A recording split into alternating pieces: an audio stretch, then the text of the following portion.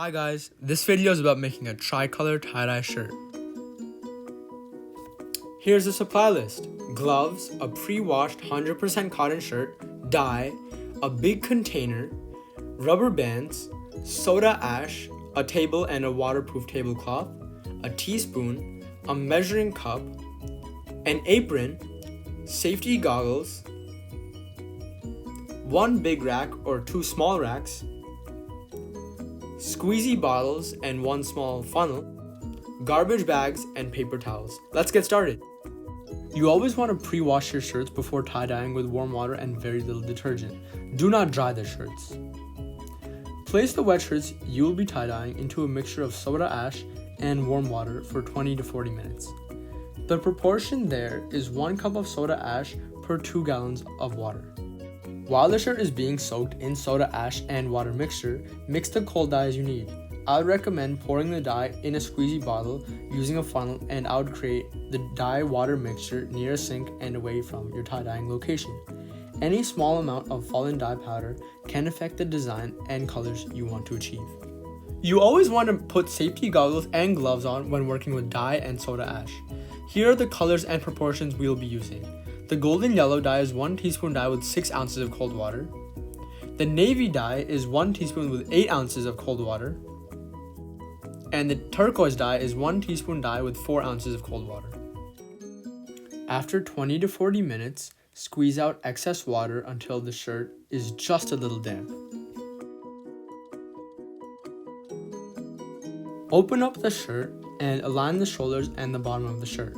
Also, remove any wrinkles you may see. Start at the center of the shirt and start creating long accordion-like folds on both sides. These folds should run vertically from neck to the bottom of the shirt.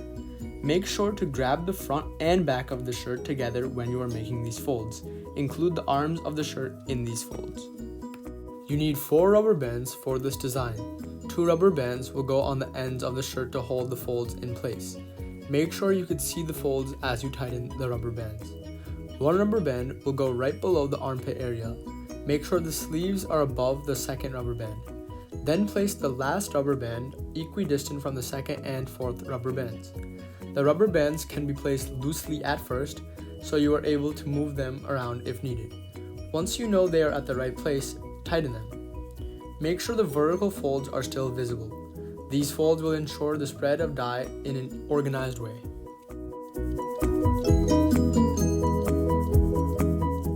By the way, I am numbering the rubber bands from the top of the shirt to the bottom.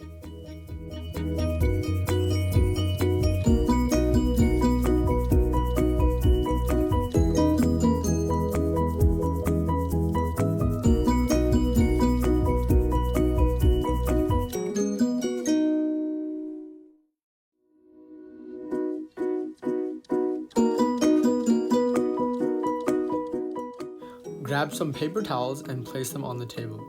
Place your big rack or 2 small racks above the paper towels and place your shirt on the top of the rack. The 2 ends of the shirt should not touch each other. I'm going to start with the bottom of the shirt and color it navy. As you start dyeing, you can start to take off the last rubber band and make sure navy color is spread evenly within the folds. You can go up to the 3rd rubber band but not beyond it. I also would not spend too much time near the rubber bands to avoid too much leakage into the second color. Some leakage will still occur, and that is perfectly fine. Dye the middle portion golden yellow. Use the squeezy bottle to get into the folds as well. Color the first portion turquoise, and just like the last portion, take off the first rubber band and make sure turquoise color is spread evenly in that section.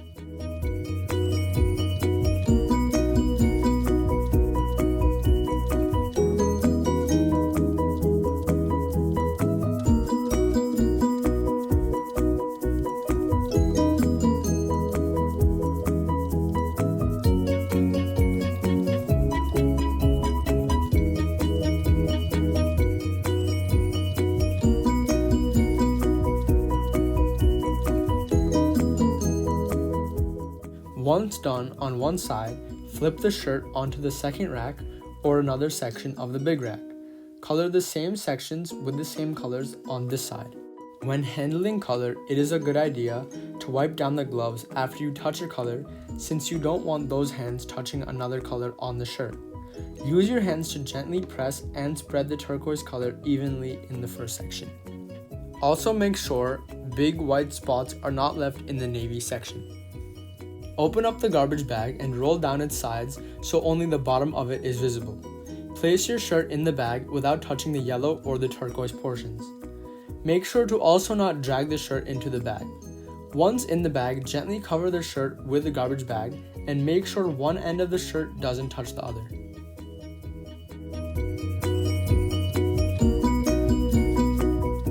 After 24 hours, wash the shirt underwater with the rubber band still on, keeping the darkest colors separated from the lighter portions. Reason for this is that you want to avoid any additional leakage of darker colors onto the lighter areas. Once water runs clear after squeezing, take off the rubber bands. Keep washing and squeezing the shirt until the water runs clear. You can now further wash the shirt with some detergent and cold water. This can be in a washing machine, sink, or bathtub. Just remember to wash each shirt individually. Dry your shirt and there you have it. You can now start wearing or selling your creation. Thanks for watching.